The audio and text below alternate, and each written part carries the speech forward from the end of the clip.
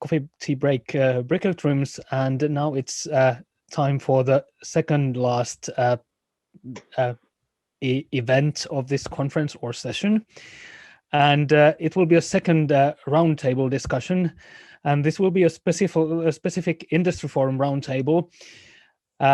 During this action, we have been organizing two industry forum events where we have been inviting people from different non-academic stakeholder groups to participate in the work of COST ARKWORK.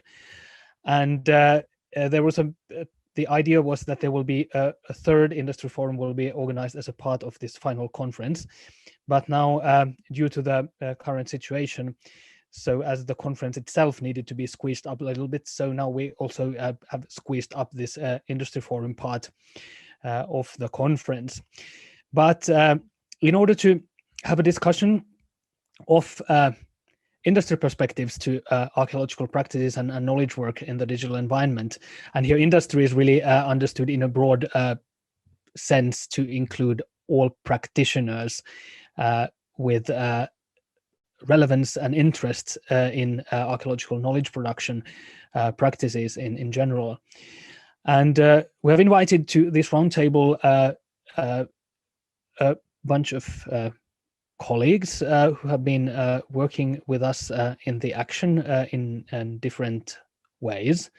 We have Dorina Molu, then we have Dirk Riketsapp, Suvi Diebenjak, Kari Uotila, James Kyle, and Kai Salas Rosenbach, representing different organizations. And to start the roundtable, we'll do approximately as we did with the last roundtable, in a sense that we're going to have a discussion here together with the panelists first, and then we open up the discussion for the audience towards the end of this session. And now I'd like to ask everybody of you, or everybody of you in the panel, to briefly tell who you are, where you come from, what country and what an organization, and what's your work is all about. And we could start with Suvi, please. Hello, so my name is Suvi Diebenjak, and I come originally from Finland, but I live in Austria now, where I have a software company who makes an software for archaeologists, basically. And yes, so that's it. Thank you. Dirk, would you go next? Yes, Dirk Riketsapp. I'm located in Germany, product manager at Hexagon, and we are particularly working on structured light scanners, so really close range 3D data acquisition. But Hexagon also is the company used for field data acquisition. I mean, this company owns Leica, so all major laser scanners, total stations are related to gather digital data. So we are mostly related to Working Group 1, and also joined the field school. We also joined many other projects with our particular company for structured light scanners. 4 years ago, we still had a cultural heritage-oriented management field, but we're still also learning, getting involved here with all of ARKWORK. Thank you. Then Kai, you could go next. Yes. Hello, everybody. I'm Kai Salas Rosenbach.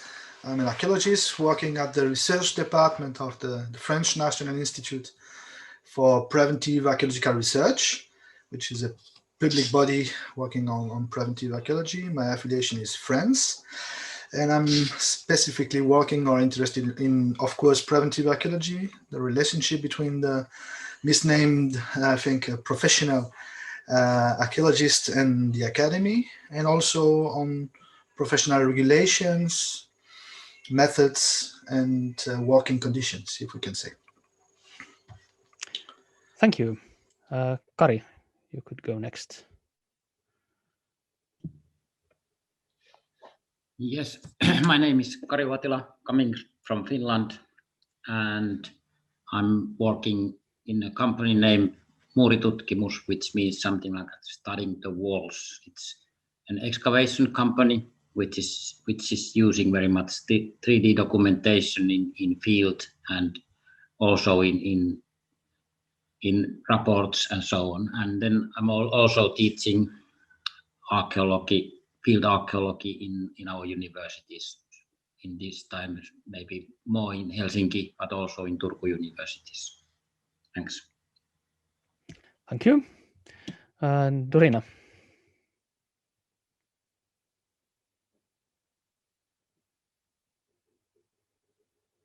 We can't hear you now.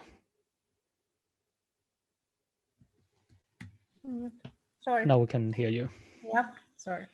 No Okay, worries. so I'm Dorina Munu, and I'm an archaeologist at the Hellenic Ministry of Culture and Sports. In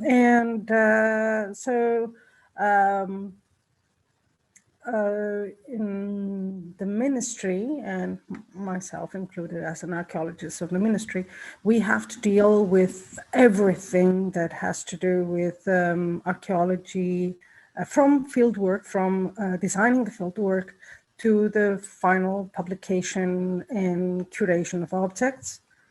So it is from regulations to the actual work. So it's kind of everything included in what we do. Thank you. And then last but not least, we have James. And apologies for you. There have been some funny affiliations for you around online, but now they should be all corrected. That's no problem at all, Isto. I'd love to be paid Microsoft. And I'm sure they wouldn't pay me too much given my technical know-how. But anyway, I am James Kyle. I am an archaeological practitioner. I work for a commercial archaeological company called Archeology and Built Heritage in Dublin. We work across the Republic of Ireland. I'm also the chairperson of the Institute of Archaeologists of Ireland. Currently, as chair, what I'm trying to do is to connect archaeological practices in Ireland with the rest of Europe, and also to move us away from being an insular practice whereby we have to understand and we have to become part of the wider network within Europe.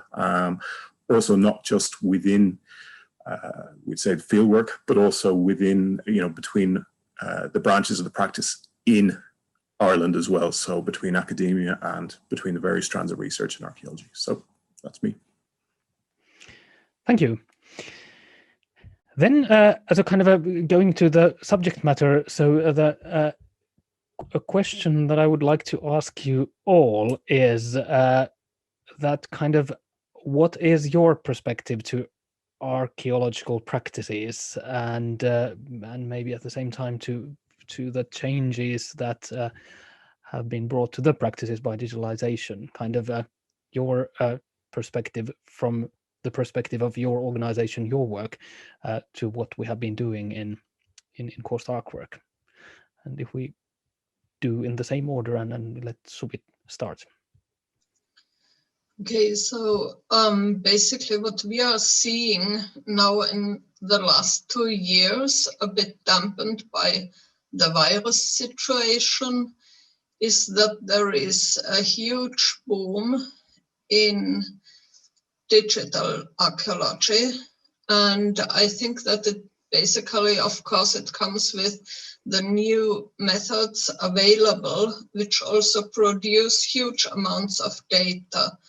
So it is no longer feasible to just use analog methods. And this is something where I think we also would need inter-European networking, like considering the methods used in the field and with the digitalization.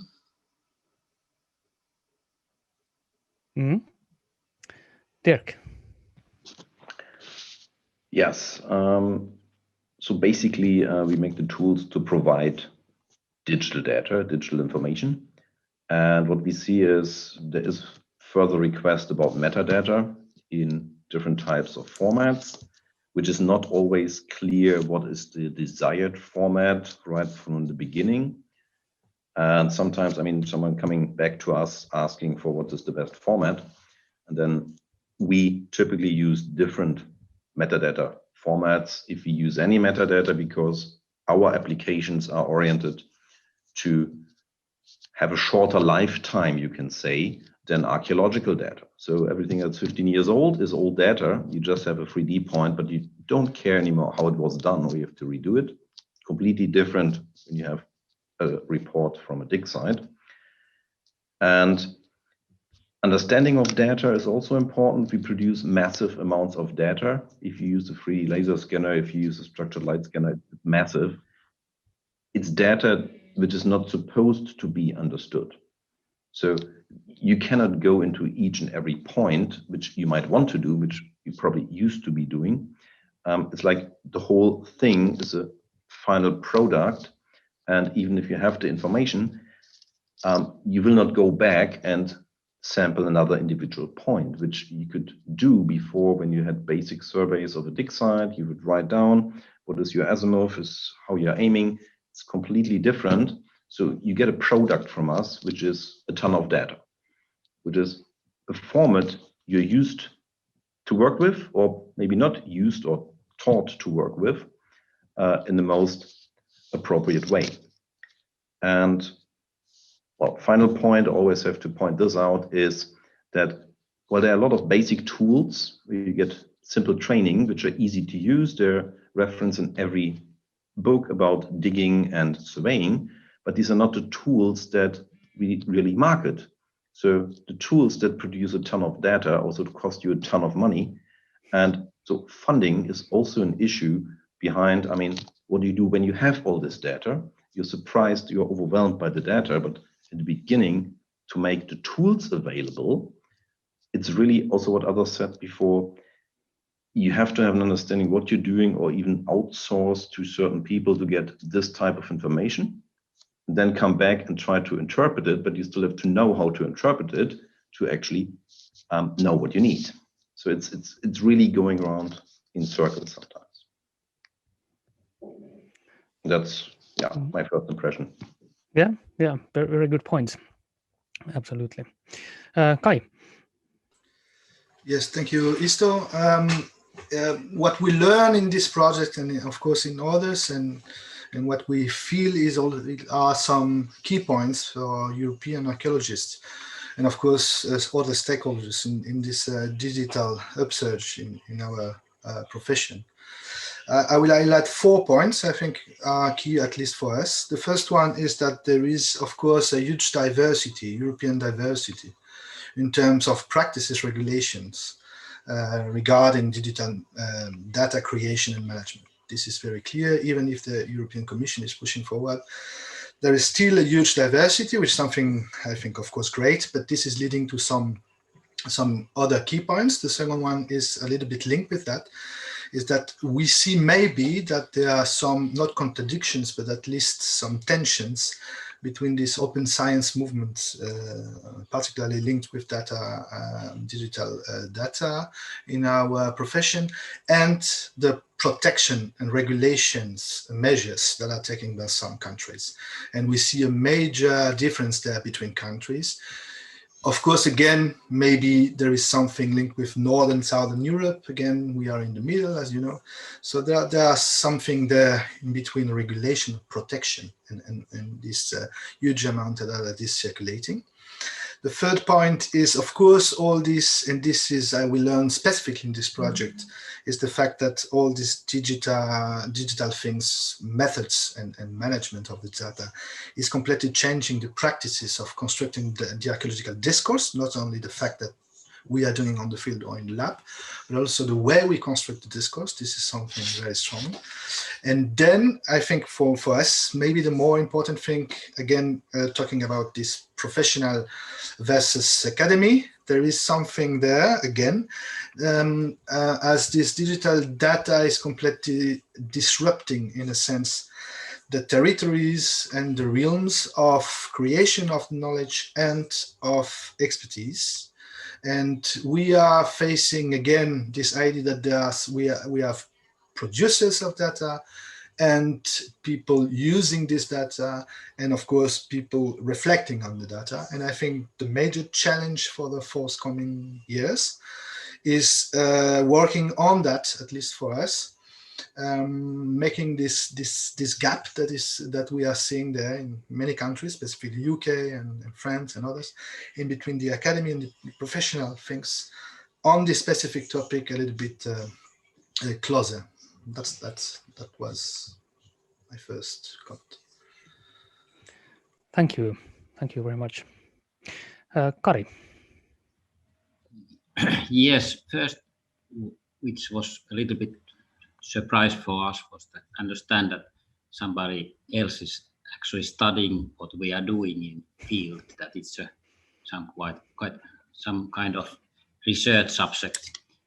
And after we learn that and understand that, wow, that's really happening, and seeing, of course, that what has done earlier in Britain or other places, to understand that it's very good to also have that kind of research in wider in archaeology. And one way to learn from those one, to think about this digital process in excavation, and then one way thinking that how to teach for younger generation and how to teach the new systems to working groups. And so that's maybe the one problem, that you are not trying to give it for younger persons the whole package in one time, but trying to think it like one step and then the next step and so on. And maybe the third one is that thinking about how, in which way the universities and teaching, learning in universities, it's a little bit different world than real practice in field, that we are using different kind of softwares, and we are thinking like business people about systems, and then people from universities, they have a little bit more academic view, and that's, of course, has been a great time to learn and remember that what was the life in academic world also, and that's maybe what we have learned from this process. Thank you. Dorina.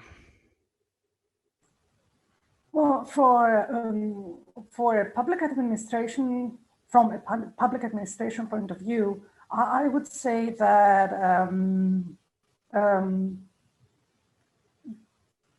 we are the most skeptics when it comes to digital practices within archaeology or with anything digital. So it is more like something. Digital is a word that we kind of are afraid of. We're afraid of that as a public administration, because we think that this is not something tangible.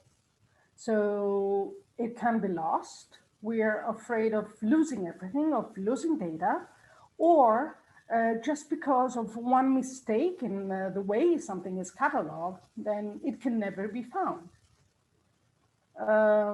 So sometimes it is easier for us to dig in a pile of dossiers and books than to search within the database. So I think that we're the ones that will accept or endorse those methods. We are the last ones that will endorse those things or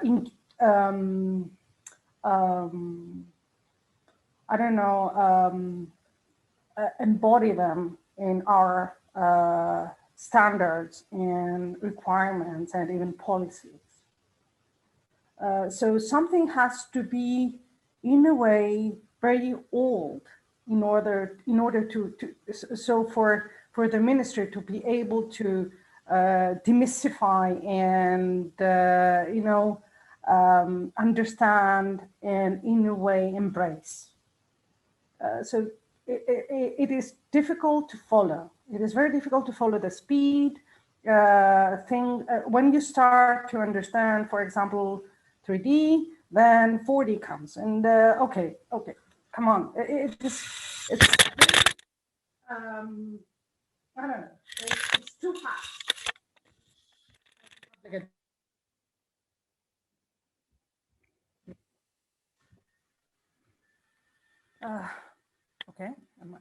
Now you're back. Okay, I'm back. Okay, sorry, because something happened with the microphone. Okay. I think I'm fine with that. Okay, great. Thank you, Dorina. That was excellent. And then James, please. I think certainly for myself, digital is very similar to any science. You know, obviously we can see the benefits straight away. You know, for instance, in my career as a field archaeologist, we would have had to wait 3 days for your photographs to come back from the chemist to be developed. Whereas now I can take a photograph from my phone and send it anywhere in the world for an opinion at a moment's notice. So the value is visible there. And obviously the value for the commercial, from a commercial perspective, value obviously means cost. So part of the difficulty we face is trying to sell various digital mediums to our would-be employers, but also what we do with the data. Then the questions need to be asked in terms of is it just data for the sake of data, or does that data have a purpose and a very specific purposes that at that point. So it's been a very useful exercise to look at how everybody else is doing, or to get a glimpse of how everybody else is doing things, because you know, as a profession in the commercial sector, we don't really get a chance too often to do this kind of thing. You know, obviously the bottom line is the bottom line in terms of the commercial world, but looking at ways and means in which we can improve is an extremely valuable exercise. Thank you. Now, next, I would like to kind of pose a question to all of you, and now you would get to pick up on it when, or those of you who would like to react somehow in it.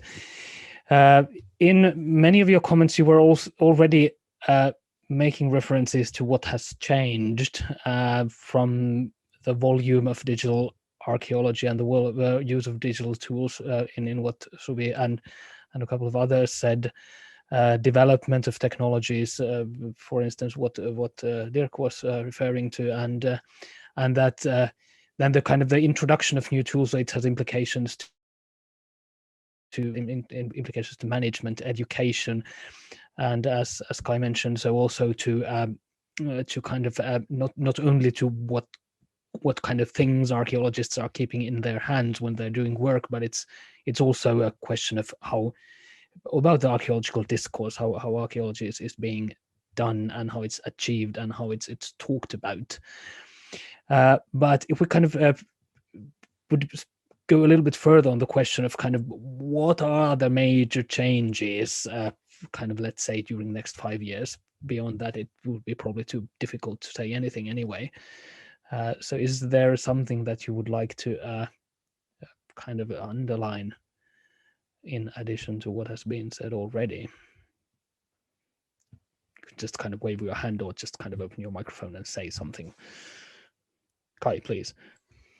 Yeah, if I take something something very specific, I will highlight that we are facing a major question around the deal between invasive and non-invasive methods, in terms how the digital components of non-invasive methods are so well developed now, and the treatment of this data. This is something very specific, of course, but this is a major change. This is leading to clients sometimes, even if we are a public institute, we have clients, of course, developers, and I think it's a European trend, that are more and more asking to use or asking us to use non-invasive methods. And of course, this is something that they ask because they think is cheaper, is going quickly, and there is a major threat for us that this may change also the view they have on invasive methods that we use, trial trenches and everything.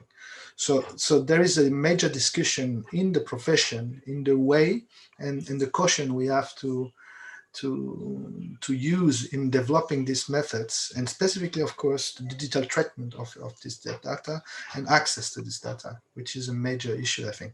And I include, of course, all what you can imagine in the teledetection things, from LiDAR to geophysics and the treatment of this data, which is, I think, a major change in our practices. Mm-hmm. That's a fair point. Any other reactions relating to changes? James, please.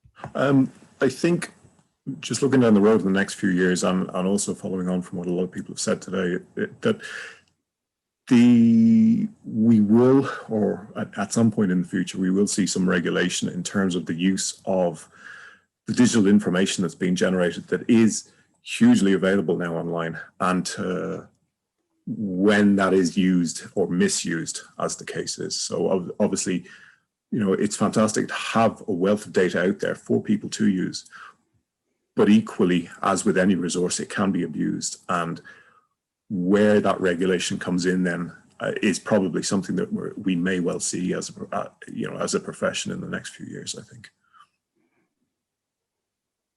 Mm-hmm.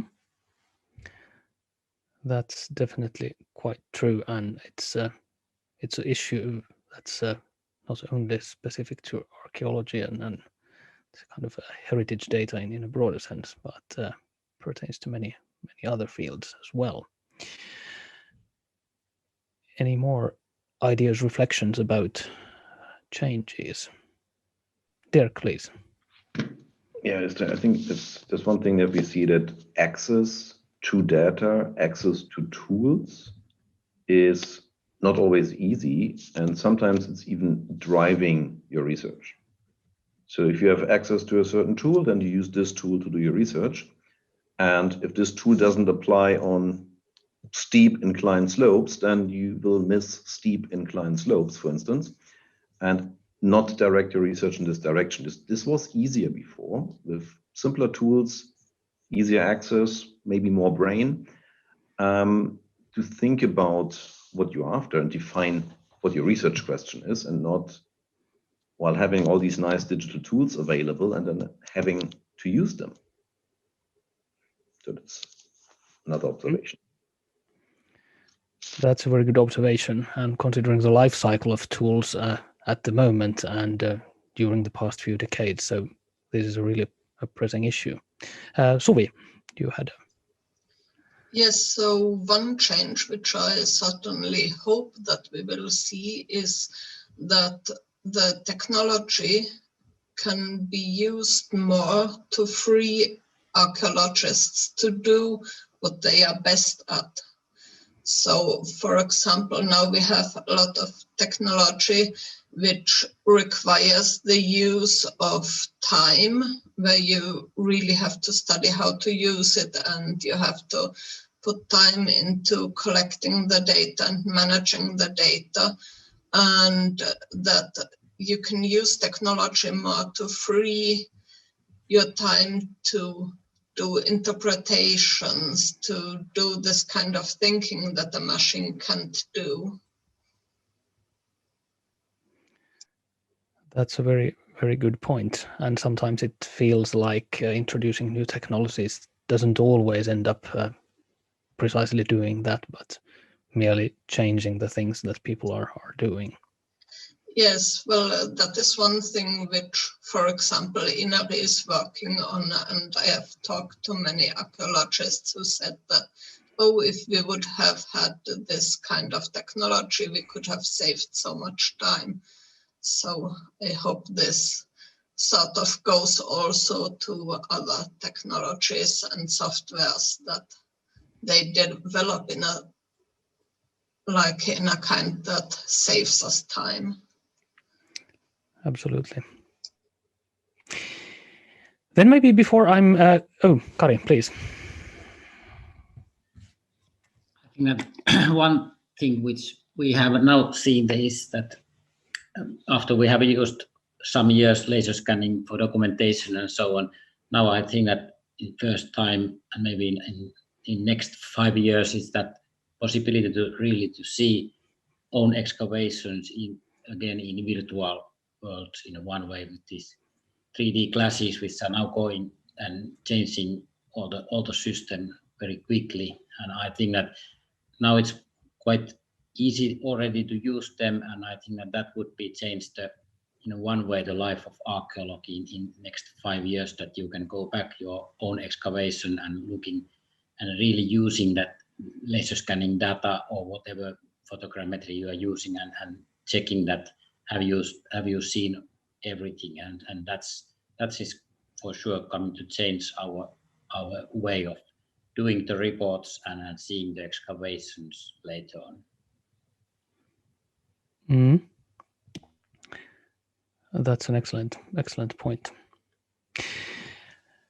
Now, before letting the audience to come with their reactions, reflections, comments, and questions, so I would like to ask at least some of you a question about kind of thinking about the work that we have been doing during the 4.5 years in this COST action.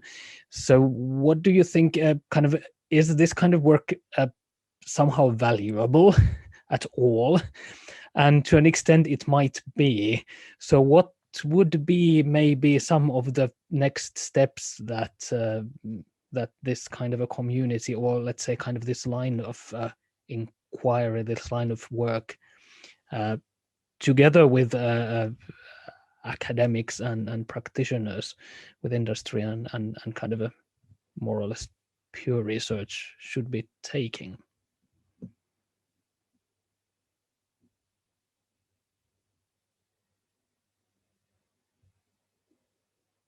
Dorina. And it's definitely very valuable. The only problem that I can see is that it's very few of us from the public administration. I mean, most of the participants are from academia, so that is a problem. Because if we are only a few, then obviously we cannot,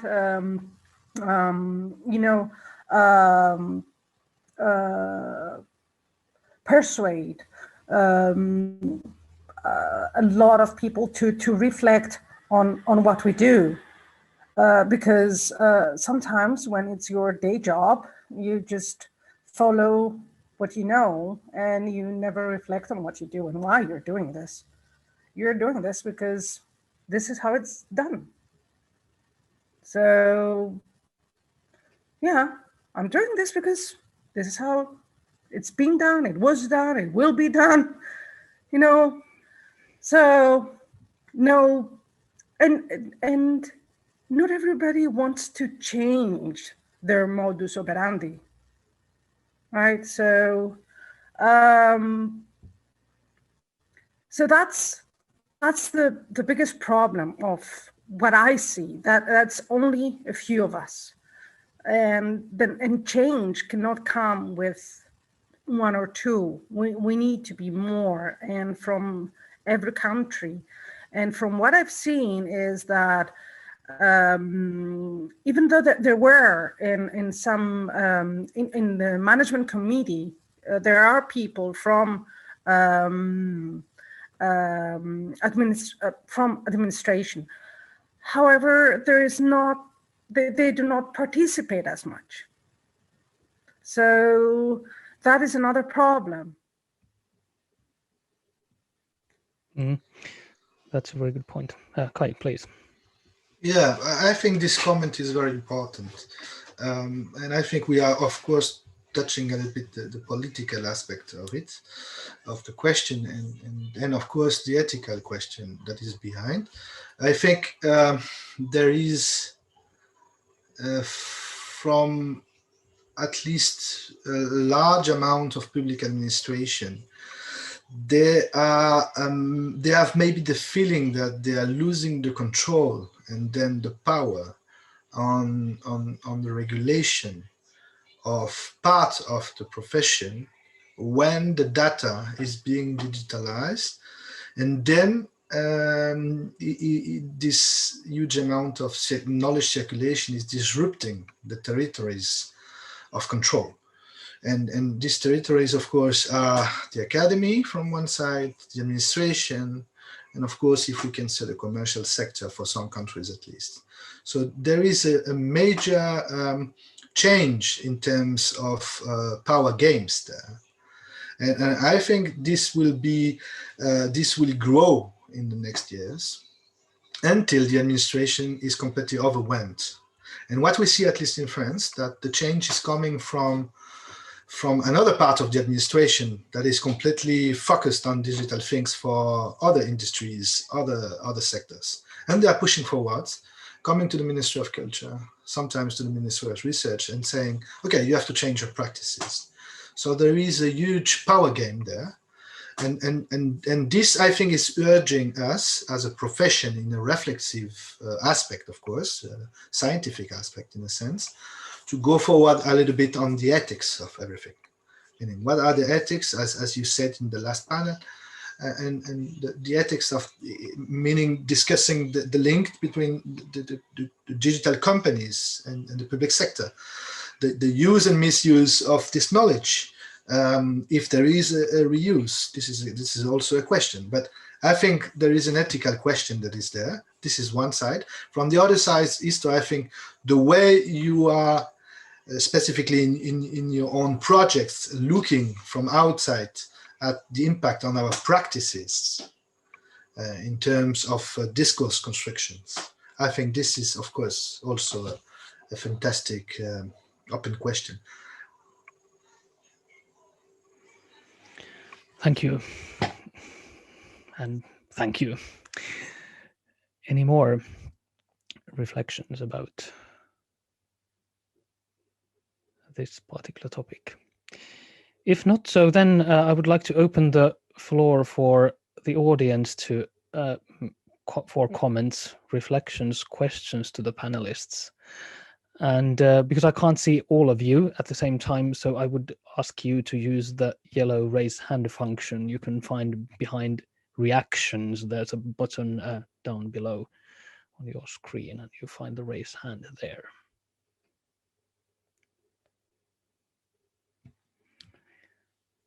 And meanwhile, if some of the panelists would like to continue the discussion or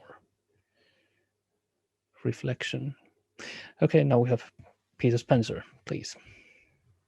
Hi, yeah, I'd be interested in knowing the panel's opinion, considering you're talking about digital data. Is all digital data equal? And if not, how does that affect an archaeological workflow? You know, so does a JPEG image to the archaeological workflow, does that have the same impact or interoperability or role as a LiDAR data set?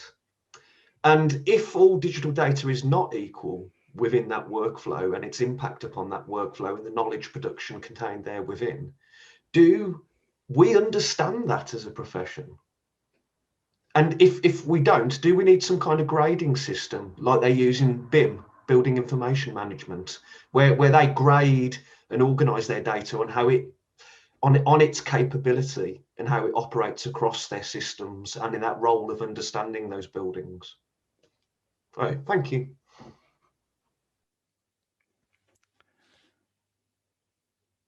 Who would like to comment on Peter's question? James, please. Thanks, Isto. Well, I'd like to just start by saying, obviously, all data is not equal, but the importance of the data is what I would see. That is our role as the archaeologists or as the arbiter of that data to decide what is more important. Because, you know, in the quoted examples, would say a JPEG versus a LiDAR file. LiDAR file may be the perfect tool at a certain point for something, whereas a JPEG equally for a different set of circumstances could be the perfect data for that. And at the moment anyway, at least I hope I'm not aware of any artificial intelligence that could do that any better than an archaeologist.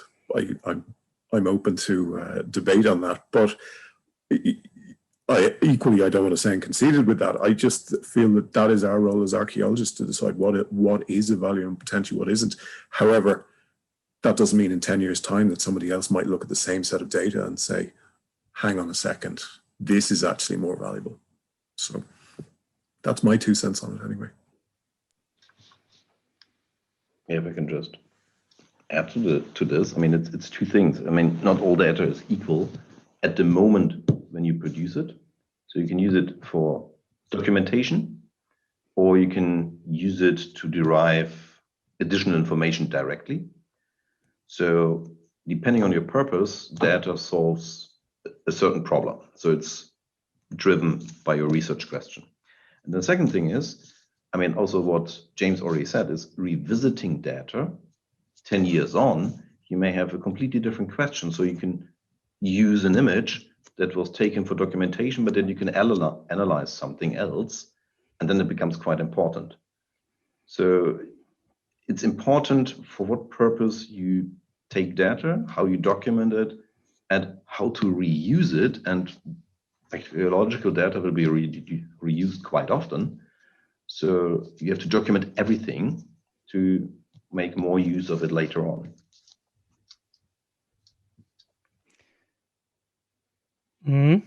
That's definitely quite true. Suvi, please. Yes, I would like to add that I think it is also important how easy it is to connect the data. That data that is just in silos can never be as important and as easily readable as data that is very connected. That's quite true.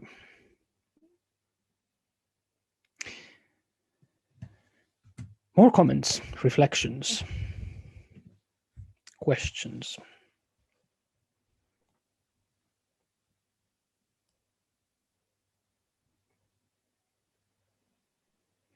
Rachel, please.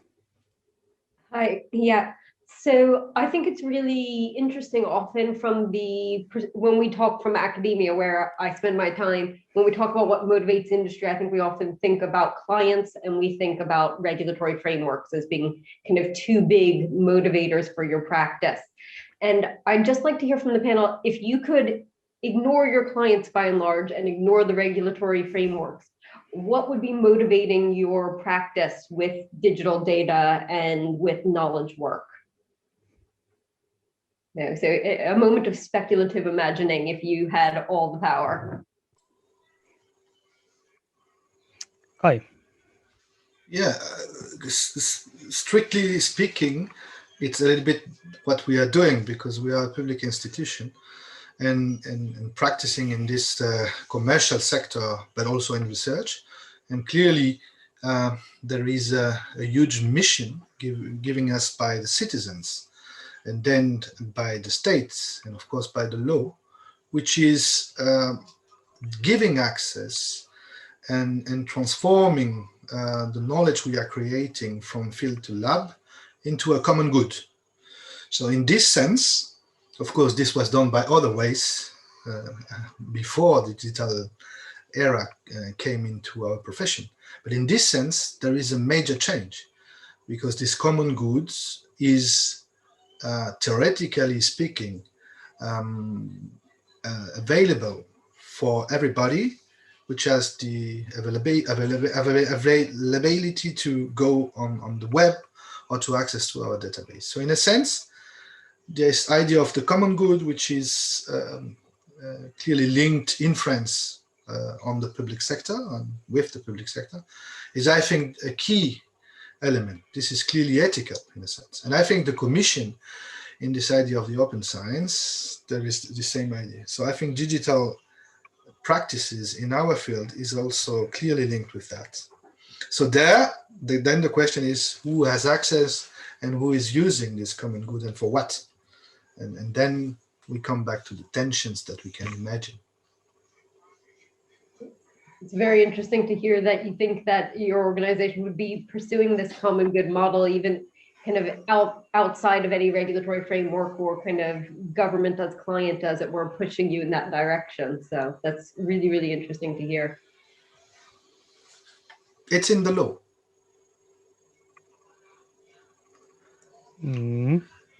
That's quite true. But if the law would be something completely different, that might or might not change the situation.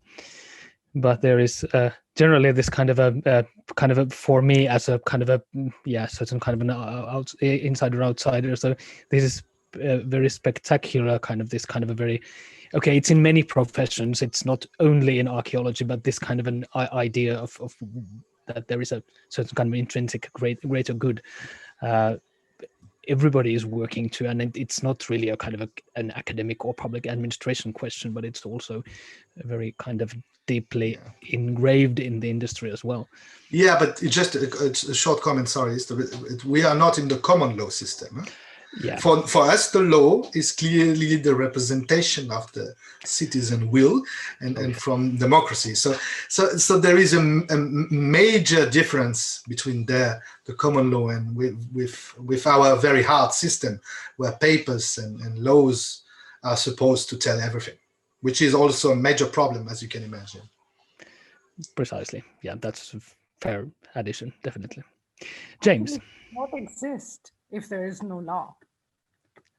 That's why we exist. It's like if there is no law, if there is no regulatory framework, then we disappear. You go to the UK, you will see sometimes it's a little bit more tricky. You will see. But now to Ireland.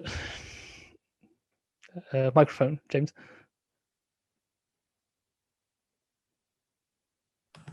Exactly. Just to echo what everyone said there, and especially Kai, I think if we were to take away the regulatory framework and if we were to take away the issue of cost, for the vast majority of archaeologists, if not all archaeologists that I know of, our effort would still be the same. We would still be trying to do the best job that we possibly can do. Where we perhaps fall down sometimes is embracing the new technology and to trying to incorporate that into the ways that we may have started our careers producing data, but now there are ways and means that are better. And so it's I honestly wouldn't think of a single archaeologist that I've encountered that would say anything different, to be honest, in the absence of cost or regulatory. We all love what we do and we all try to do the best job that we possibly can do. And that doesn't change regardless of cost or regardless of regulation.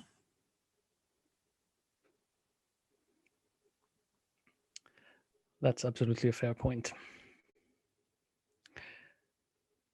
More comments, reflections, questions?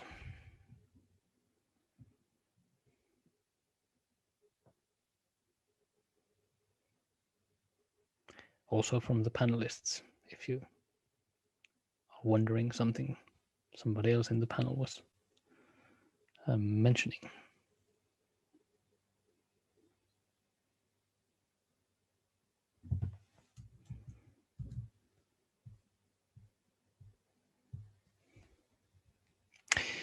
Then I might ask a question, and kind of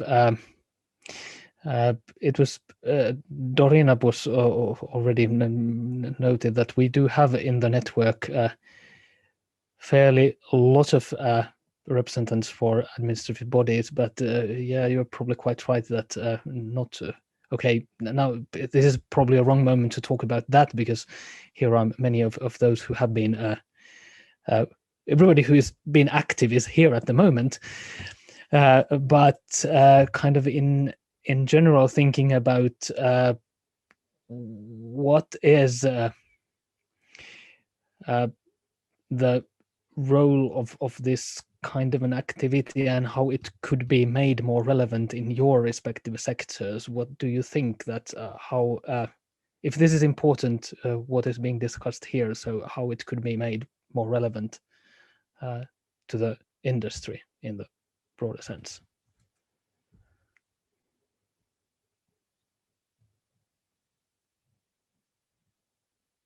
Or is it perhaps impossible? Dorina, please. I don't know if there is a way to make it more relevant, because it is relevant. So I don't think that we can measure that. But the thing is that in order to motivate people from administration to participate or to actively participate, then I'm afraid it needs to be in some kind of a regulation. It needs to be in some kind of a policy that will motivate or even force, in a way, people to participate in such endeavors.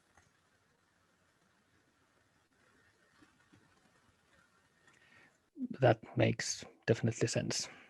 It could be also very much a marketing question. Would Colin, please.